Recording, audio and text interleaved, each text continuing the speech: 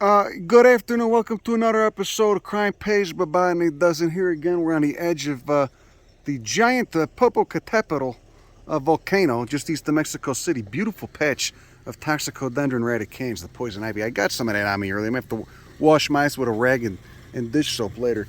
Say hello to this guy over there. But anyway, so you got the Toxicodendron radicans. We're at about, I don't know, 7,000 foot elevation. Got a couple interesting things going on, even though we are just on the edge of a farm field. It's starting to piss on us again. So let's take a look at what's going to see. They got the whole gang. Everyone's going up there, you know. Anyway, let's take a look, see what we got going on. Okay, so we're just on the edge of this little farm field right here. You can see got the road cut right through the hillside, and what this shit, they're growing some kind of amaranth. Maybe it's quinoa, who knows. You also got these cypresses right here. Just with all the bromeliads up there. So this would be a Cupressus or a Hesperocypris, as I tend to refer to them, the New World cypresses. West side of the Atlantic cypresses. Cupressus is the older ones. Hesperocypris lusitanica, very common at a certain elevational gradient in central Mexico. All right, you start getting higher, you get into more pines. You start getting above the pines, higher than that, you start getting into the firs, the abies. But you can see there's just a massive tillandsia up there, massive bromeliads, massive member of the pineapple family. And then this guy right here is very interesting. This is a Coriaria rucifolia. All right, Cucurbitaceae is the order. It's in its own family, Coriariaceae. And interesting enough, it's one of the fabids, the class fabids, not the Family-Fabaceae. All right, I believe it's many species in the genus, but this is the only one that occurs locally in Mexico. Coriaria rucifolia. Interesting to note, in those in a goddamn roots in there, it kind of looks like a fern, doesn't it?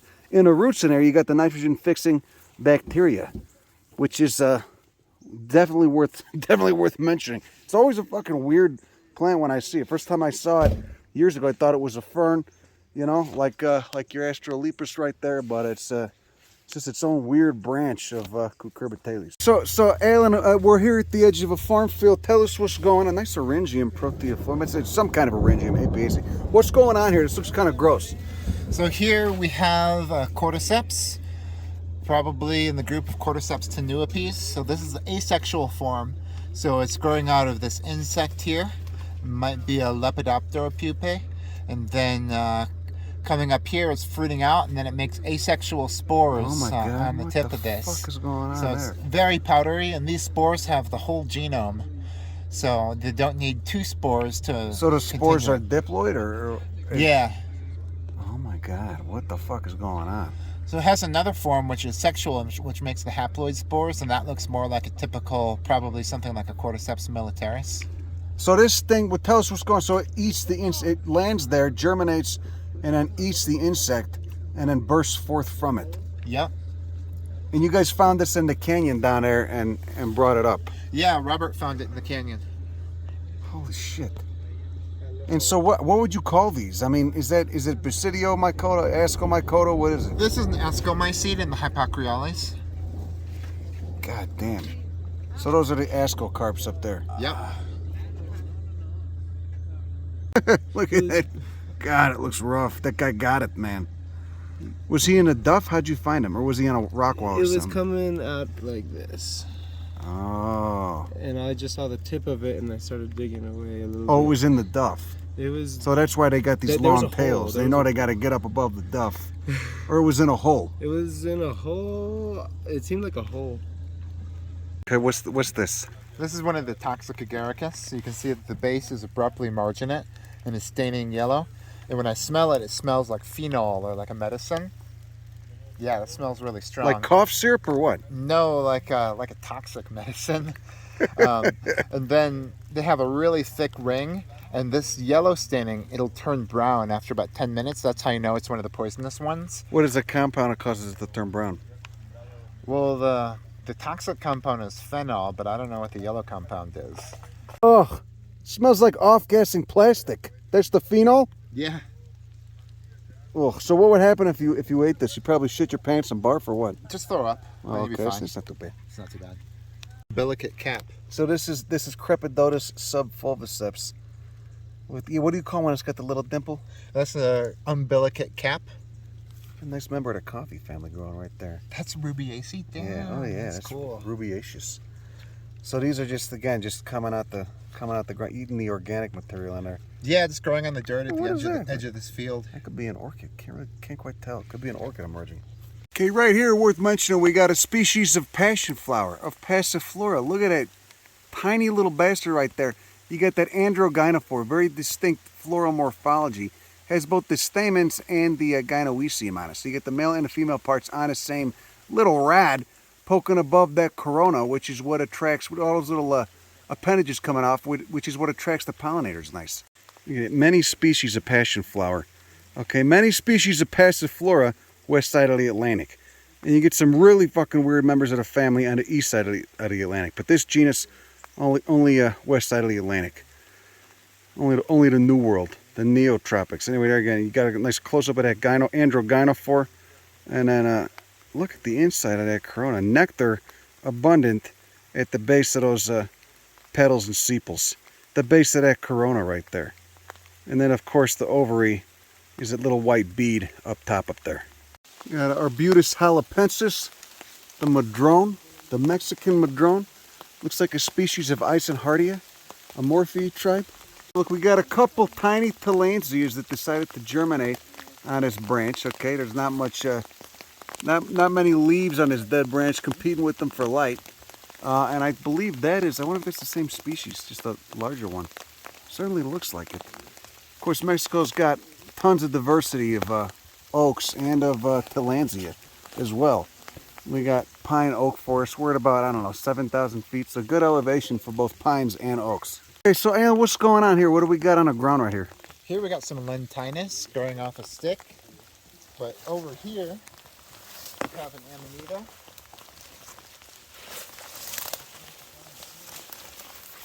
So these are mycorrhizal with the oaks.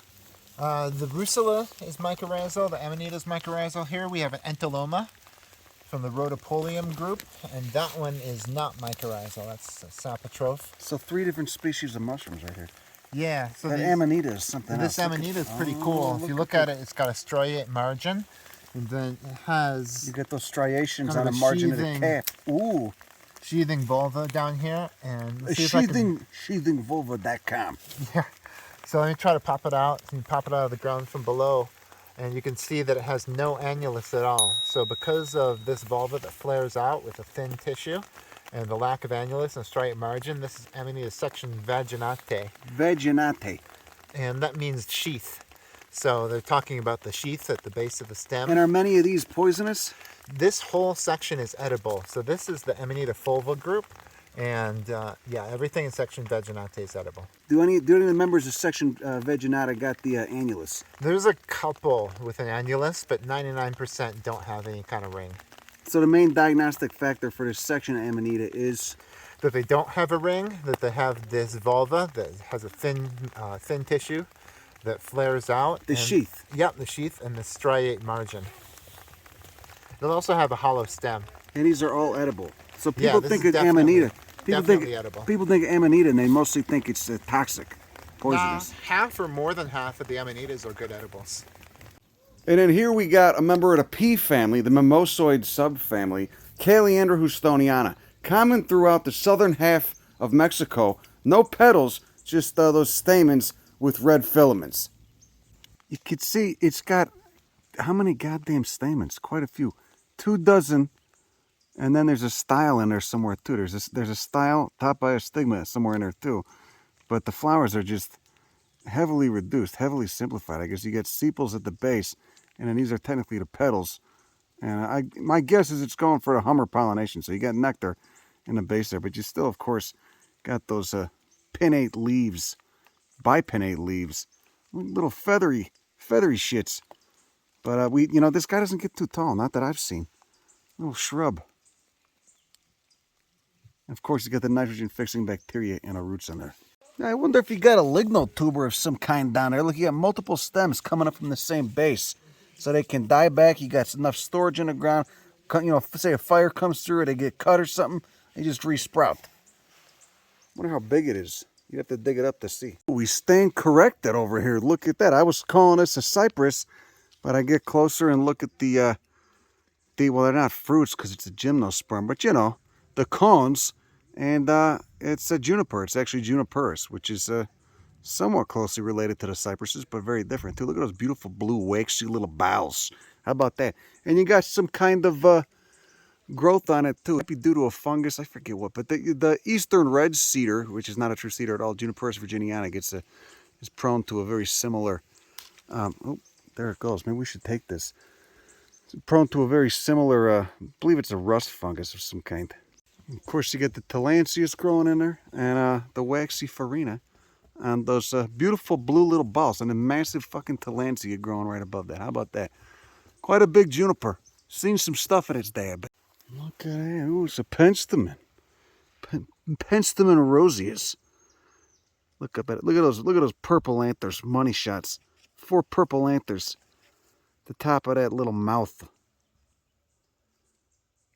Hummer pollinated as well. Okay, so what's this? This little, is it a little shelf mushroom we got here, or what is it? Yeah, this is a Neophavolus because of the angular pores and it's growing on hardwood. Maybe Neophavolus americanus, which was recently described, but there's a couple other phylogenetic species that haven't been named yet. What the shit is going on with those? Those are pores? Oh, yeah. It's increasing the surface area of the huminophore, so it makes it spores in those pores. Spores in the pores. So the basidia are inside those little dungeons in there then. Exactly. Just freely releasing spores to be picked up on wind currents. Yep, and it kind of helps that it was a few feet up above the ground so they can travel further. Okay, what's this? We have a couple interesting polypores on here. This one is Trematopsis cervina. So it looks a lot like a turkey tail on the top, but the pores are a little bit different on the underside. They turn gray in age. They look like little icicles almost. Yeah. They're kind of like a turkey tail on top. And then this one is Schizophilum communi. Oh, this can infect people. So it can eat people, but people eat it. It's the most commonly eaten mushroom in Central America. Oh, it's a really weird relationship that this has with humanity, huh? Yeah. It's got 28,000 different genders. And the common name is split gill. You can see that the gills are kind of like in pairs, kind of split there. So what do you mean 28,000 different genders?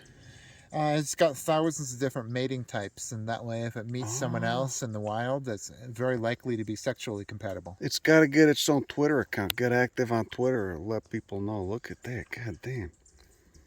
And what's going on with the fuzziness up top? They're pubescent, so they got a lot of little hairs on top. So this is the one, because this can really infect immunocompromised people, huh? Yeah, and it's safe for us to eat it and touch it and everything, but yeah, if your immune system is not in good shape, it can definitely cause a fungal infection. But you know, pretty much any mushroom will eat people if you give them the chance. Exactly. Nice thunder in the background. Look at this Selaginella. Look at that, just doing its thing on the ground. What a cool genus of quote-unquote primitive plant lineage. And then growing out the shit, Alan, what do we got down here? This is Paneolus antillarum, and so this has jet black spores. It's not psychoactive, but a lot of people eat it thinking it is. Because what's the psychoactive Paneolus? Paneolus cyanescens and about 2 dozen others. But will this make you puke if you eat it? No, this is a good edible. Oh, so you could eat it. Okay, so some hippies come out here, they're trying to get high, and they just end up getting nutrition instead. Yeah, exactly. I cook them up sometimes. They're not bad. They always grow out of shit, though, huh? Yeah. Okay, so coming up at the base of this Madrone, we got a species in a Eupatorium tribe of the sunflower family, Asteraceae. You can see those long, Harry Styles, harrystyles.com. Could be your porno name, all right? Anybody's porno. It could be anybody's porno name, okay? But either way, you could see those styles poking out. Look how long they are. Filamentous. They do look like hairs. And this is, I'm gonna go with in terms of genus Brickhelia or Agritina. Could also be a stevia, but it certainly is Eupatoriae tribe. No ligules, no daisy rays. Just these kind of corymbs of these tiny white flowers with the long styles poking out of them. Eupatoriae is such a cool group of plants. All right, especially diverse in the neotropics. Joe pieweed, which you get in the Midwest prairies, is Same thing going on. It's an affiliate. Oh, and then I didn't even see this guy. Supreme weirdness. We got an orchid. Got a member of the Orchidaceae with some, don't have quite enough light. Oh, there we go. Oh, look, it's got a little hood. Little cuculate hood. Look at that. What the shit is going on with the labellum in this guy? God damn it. Looks like some sort of damn insect mimicry. So this particular species is Habenaria crassicornis, one of many species in the terrestrial orchid genus Habenaria. You can see it's got this really bizarre looking flower. Those two little prongs picking out. Those are the rostellum arms. Note the nectar spur on the back of the flower. And this thing starts emitting scent at night because it's pollinated by hawk moths. Okay, why don't we just take a little bit closer look right here. So let's get up there in that flower. Like I made a little diagram for you, nice. You got anthers up top. That's where the pollinia are. Pollinium, singular. You got those caudal arms coming off like two little prongs. At the tip of the caudal arms, you got the visidium, which is just the sticky stuff that helps these stick to the bottom of the moth. Basically, they stick to the moth's stomach when he's going in there to get the nectar at the nectar spur. The whole of the nectar spur is in between those two prongs. So he's going in there to drink from the nectar spur, ends up getting the visidium stuck to his belly. When he flies away, he rips one of those pollinia out and deposits it on the stigma of another Habenaria flower, hopefully on a different plant for the cross-pollination. Nice. So you got a lot of interesting stuff. Every flower is a goddamn puzzle. Orchids are some of the most confusing of all of them. Look at that. Look at that goddamn... Oh, what a wonderful forest. Up here at 7,000 feet. In the rain. It's raining. I don't even care. Okay, come show me that again. What is this? This is Diconica coprophila. So it's growing on horse dung. And it used to be psilocybe coprophila, but it got moved into Diconica because it's actually more closely related to Galerina than it is to psilocybe. Is it in Hymenogasteraceae? What family is it in, you know?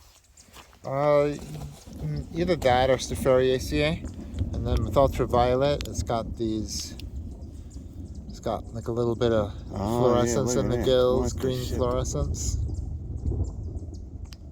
Oh, here we go. It is an Eisenhardia. I've been seeing this damn member of a Morphe tribe everywhere. Okay, and I know that because the leaves kind of stink. Well, it looks like an Eisenhardia in the leaves. Then you crush them up and they smell. They got those resins in them, like most of the whole, or those terpenes in them, like most of the whole damn tribe of a Morphe does. The lead plant tribe. But there's the inflorescences right there. Little tiny folded leaflets. And the flowers, I'm not going to say they smell good, but, well, they kind of smell good. A lot of white flowers have a funky smell to them from unrelated families of plants that I don't really know why. Like Gucknadia flowers tend to stink kind of. They smell a little bit like feet, like sweet feet. Weird for a pea, huh? Look at that idyllic countryside over there. Oh, isn't it beautiful? Anyway, so to this Eisenhardia, as you can see, they just look like little white tubes, okay? Little white, little spikes of white tube flowers. But when you get close, you can actually see they are fabid flowers. You got a banner, wings, and keel. Faboideae subfamily of the pea family Fabaceae. See, they're papillinaceous flowers. Nice. They're just very tiny. The yellow part, is that the stigma or what the shit? I can't really... Yeah, it's got to be the stigma. Matures into little beans when they're done. A bunch of little beans. And then, this is pretty interesting. We got a true lily poking up here. Looks like it's not open yet. Looks like it's probably a Calicortis. Quite a few Calicortis that is Mariposa lily species in Mexico. And they're all fucking bangers. Look at that. Oh, it's not open. What a drag. Oh, yeah, I can see the nectary down there. A little crescent-shaped nectary at the base of that teeple. Only seen one before, and that was in Oaxaca. One Calicortis species in Mexico that was in Oaxaca. But either way, they got nectaries in those flowers. All the Mexican Calicortis species tend to bloom. They got a different phenology than the ones in California and the West Coast. Those tend to be spring bloomers. These are mostly late summer, early fall bloomers.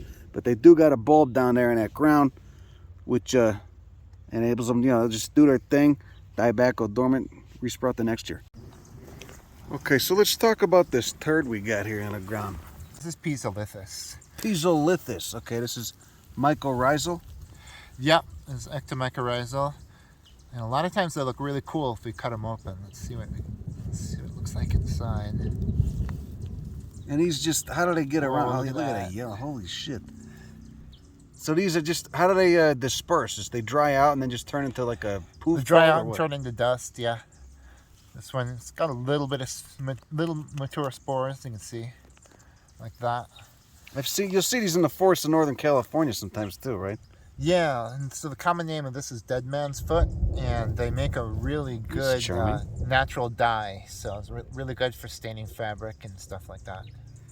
But they're mycorrhizal probably with the pines and the oaks or that arbutus. the arbutus. Okay, this is nuts too. This is a species in the genus Acalypha.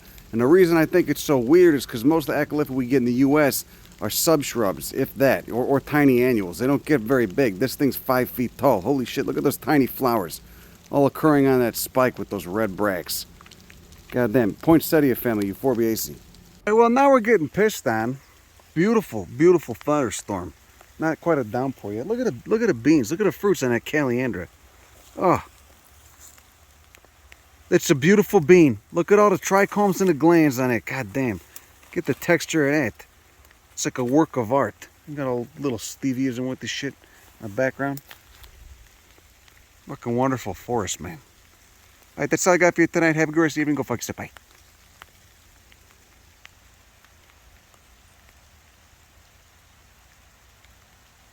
Look at that. It goes up to like 16,000 feet. Such a massive volcano. There was a big smoke plume coming out of it today. I guess it had a light eruption 4 or 5 months ago. Got thunderstorms and volcanoes.